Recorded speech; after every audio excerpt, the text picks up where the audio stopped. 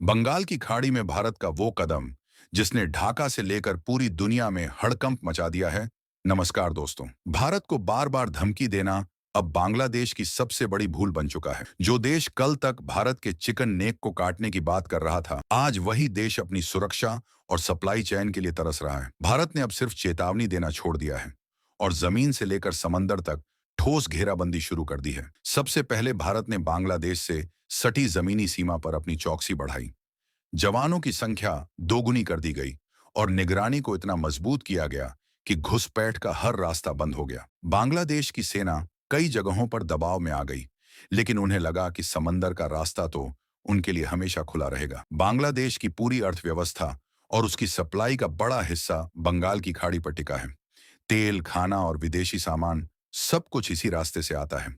बांग्लादेश को भरोसा था कि भारत समंदर में कोई दखल नहीं देगा, लेकिन भारत को पहले ही इनपुट मिल चुके थे कि यहाँ कुछ ऐसी गतिविधियां हो रही हैं जो भारत के लिए बड़ा खतरा है।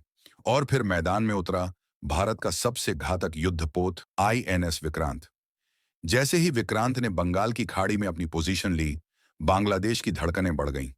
अब भारतीय नौसेना हर उस जहाज की जांच कर रही है जो बांग्लादेश की ओर जा रहा है। ये एक ऐसी साइलेंट नाकेबंदी है जिसने बिना युद्ध के ही ढाका को घुटनों पर ला दिया है।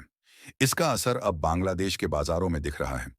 ईंधन की भारी कमी हो गई है और बिजली संकट गहरा गया है।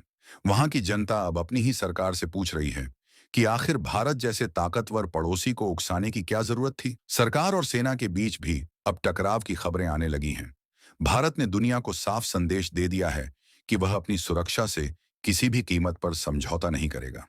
अंतर्राष्ट्रीय स्तर पर भी किसी देश ने बांग्लादेश का साथ नहीं दिया, क्योंकि सबको पता है कि भारत की यह कार्यवाही अपनी रक्षा के लिए है। भारत अब सिर्फ प्रतिक्रिया नहीं देता, बल्कि खतरे को जड़ से खत्म करने की नीति पर काम कर रहा है। अब फैसला बांग्लादेश को करना है, शांति या बर्बादी। भारत के इस कड़े कदम पर आपकी क्या राय है? कमेंट में जरूर बताएं और वीडियो को शेयर करें। जय हिंद।